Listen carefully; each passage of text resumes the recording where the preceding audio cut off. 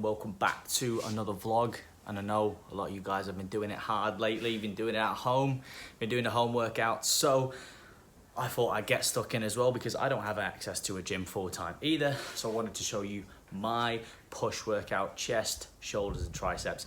Here's what you can do at home with minimal equipment.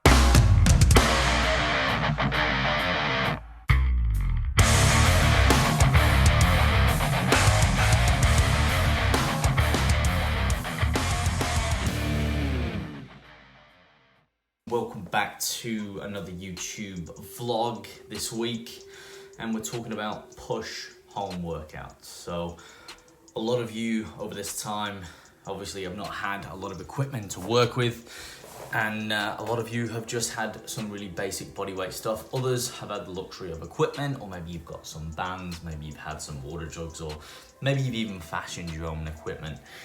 Now, obviously, in my situation, I have had a bit of a mixed bag. I've had the luxury, the pleasure, if you will, to be able to utilize some clients, some friends, some coaches' equipment, but I've also had to make shift, and I wanted to make shift some equipment as well, and just sort of lead by example and show you what you could do with little equipment, really, because you don't actually need that much to get by.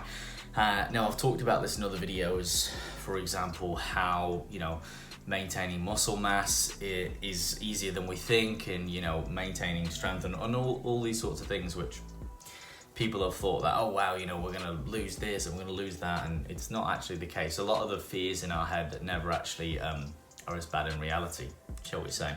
So when you're doing these movements, you don't necessarily have to worry too much about your reps and your sets. It's more about an RPE. If you're using body weight and you can generally do quite a few reps and sets, that you're fairly strong, then keep going and go near to failure. Use a scale which we call RPE.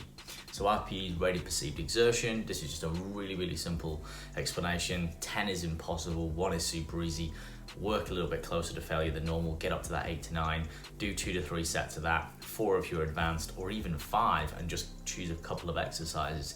It doesn't really have to be that complex. If you're a beginner, you might not be able to even do body weight, so therefore you can make the exercises easier. You might, for example, do press-ups on your knees, you might use lighter weights, you might change the angle of your body when you're doing these movements on chairs, etc., just so you can actually get the reps and target the muscles. In terms of technique's obviously going to be vital. This is a really good time to actually hone in and work on your technique, because you've not got as much load to work with. You've not got, the same stress through the actual body. So this is a really good time to really get pristine technique, so you can actually get even more out of the movements. And then when you do go back to using heavier weights again, perhaps you'll find, oh, maybe I wasn't doing that as well as I was with lighter weight. Maybe I should even back the weight off and have more quality reps and sets, which in turn is actually going to put more stress and stimuli in the muscle anyway, because if you're doing, cheat reps, half reps, or the technique is not good, you're not actually delivering, that stress into the muscle. So this is a good time to really work on that technique too. In terms of exercise variety, now, you don't necessarily have to do that much. Again, most people are overcomplicating things as it is anyway, with, trying to do too many things in the gym, trying to put too much volume through the muscle groups.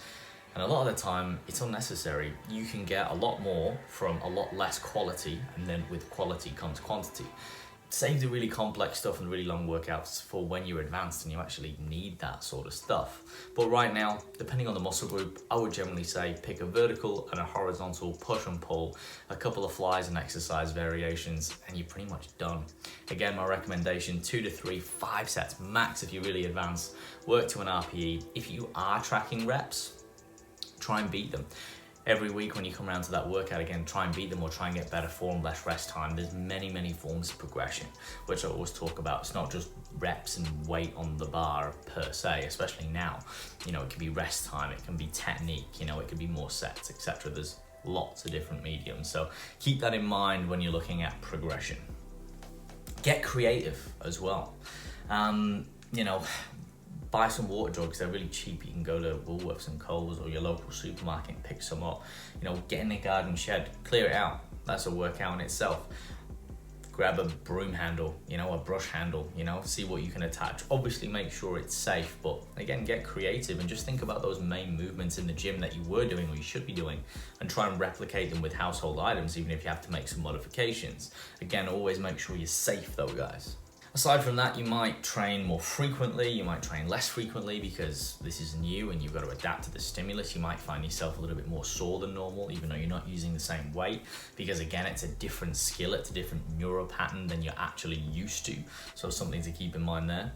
And aside from that, guys, stay positive. Don't stress if you miss a workout, keep moving, stay active. If you're a natural athlete, you're not going to lose loads of muscle mass. You'll see your weight fluctuate on the scale. There's many things that could be: glycogen, water, toilet time, stress, etc. There are so many variables as well. But keep active, keep moving, try and get your steps up. If you're allowed to, depending on where you are, go out for a walk. Don't go out just to make it cardio, but go out, you know, catch up with a friend if you're allowed, or whoever you're in lockdown with. Have a conversation, have a chat, put the technology down for a little bit, and again, enjoy life's simple pleasures.